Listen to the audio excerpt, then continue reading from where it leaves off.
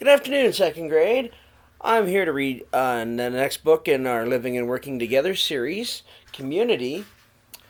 Yesterday, we read about Armando and the Blue Tarp School, and I just kind of want to give you an idea of where everything is. So I have my globe. Now, we live right here in Montana. Yesterday's story takes place right right down here in Mexico. Today's story, we're going to take a little bit longer trip from further away from Montana. And we're going to go to Africa. Specifically, whoops, my little okay. Right here. The nation is Kenya. Because today's book is For You Are a Kenyan Child. And it talks about some of the things, some of that take place in this young man's life. And I think it's really interesting. So let's go ahead and take a look at For You Are a Kenyan Child by Kelly Kunane and art by Anna Wan.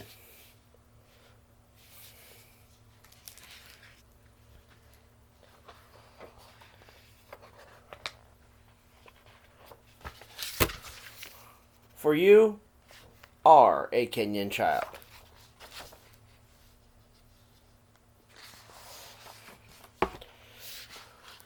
Roosters crow and you wake one morning in the green hills of Africa, sun lemon bright over eucalyptus trees full of doves.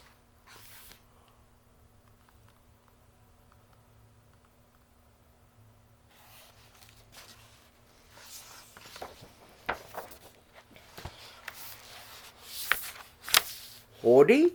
Anybody home? Karibu. Welcome. Enter Mama's hut that smells of earth and smoke.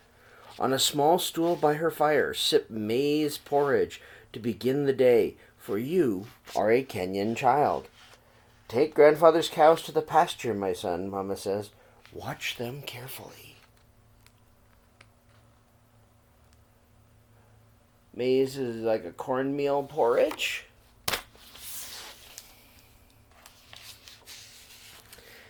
Into the wild morning wind you herd the sleepy cows to the meadow where they graze. Just then, for a moment, you slip away to see who else is awake. Howdy? Karibu.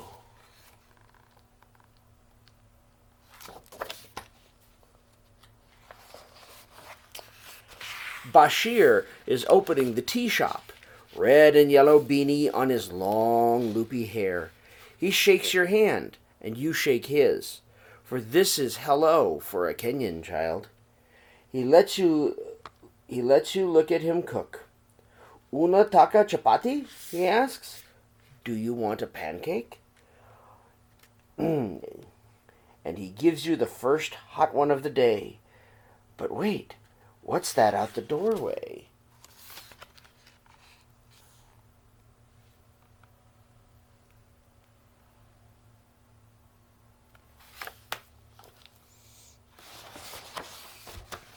A great black monkey hurries by. Run from the shop to look. Chase after it. You want to see. But the monkey leaps high up to its home in the tops of the tree.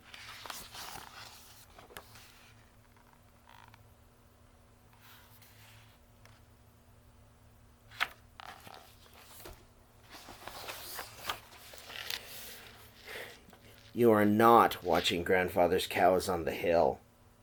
But you haven't been gone so long, have you? Howdy? Karibu! Inside the little wood shop you peek, and you greet the village chief respectively. Jumbo Mzee! Hello, respected one.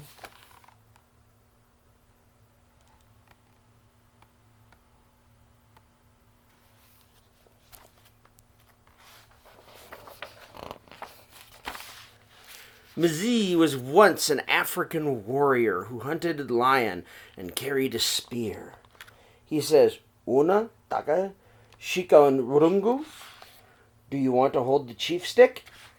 Nidio, yes, you cry. You march proudly around, lifting it high.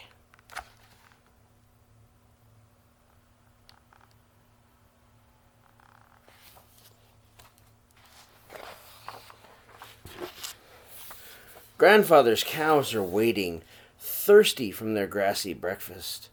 They want someone to take them to the stream for a drink. But look who's putting tin dishes on her hedge to dry. Hodi? Karibu. Grandmother, plump as a hen, smiles and she asks, Unataka muziwa lala? Do you want sleeping milk, sweetened with crushed charcoal fresh from the ground?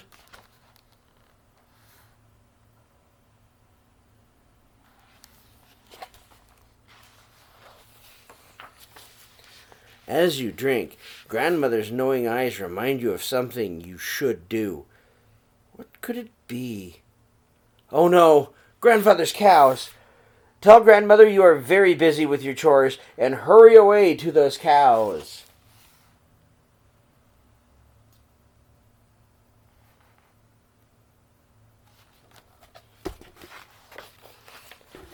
But whose garden of green onions is this? Whose hut under the noonday sun? Hodi? Karibu! Winnie, skinny with soft hair, is laughing. Baby brother tied in a cloth on her back. Una taka nadudu? Do you want a bug? And from the sky she offers you one because they are so sweet.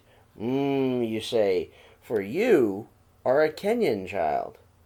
The two of you push gently with your toes a dung beetle rolling dung for his home.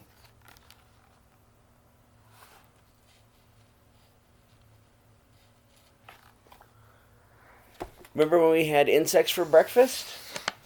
He just had insect for a snack. Hodi? Karibu! Kiptu, your friend, the same age as you, kicks a rag ball in the African dust. Unataka Kucheza? Do you want to play? He asks. Kabisa!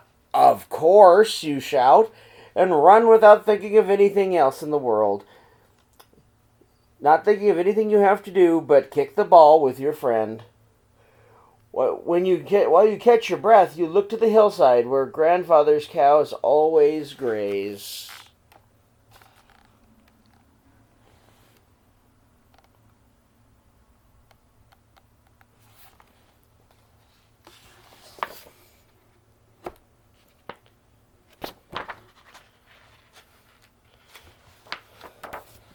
The cows!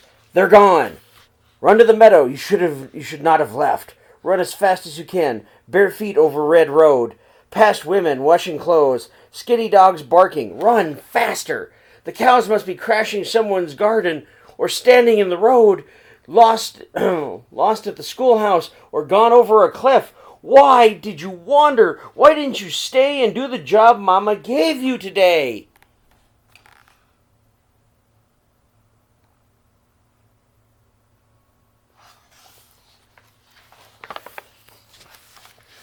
Uh-oh.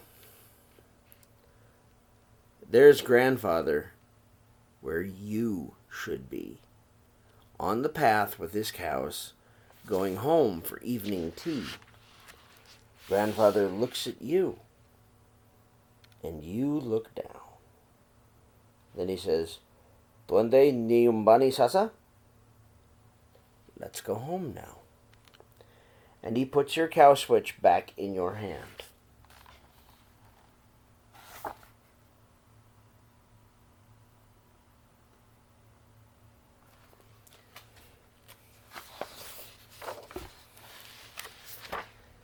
Take the cows home with Grandfather. Do not stray, for you are a Kenyan child and have been everywhere and seen everything in this African village today.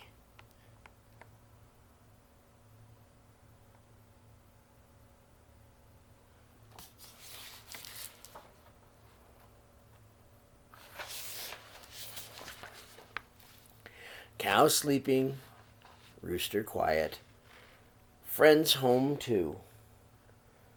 Curl up in your little hut near Mama's and listen closely. You might hear among the tall trees a great black monkey telling her child the story of being chased by a boy until they fall asleep.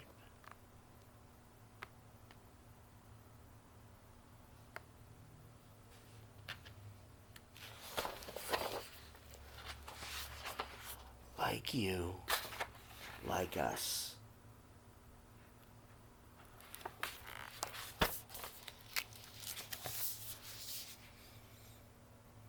So as you can see, the further away we get from home, again, here's Kenya. We'd have to cross the ocean to North America, and then we have to go all the way over to Montana. That's where we live. Half a world away. Children still have chores. Children still have families. People in the village have a job to do. They also are able to take care of each other because everyone does something that is important to the village. So in your notebook today, actually, before I give you the question, I want to do some more. They take care of their livestock. They have businesses, just like people here in America. So it's different, but it's not that different. I think we can understand each other. I think we could.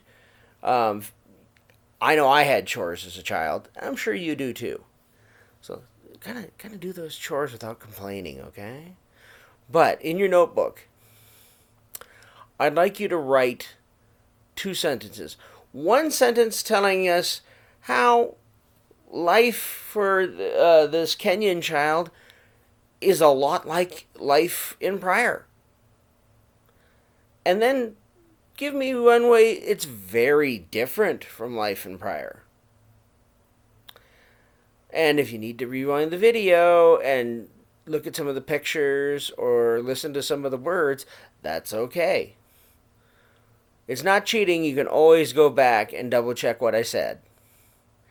Until tomorrow, have a good day. Stay safe, stay healthy, stay strong, 2nd grade.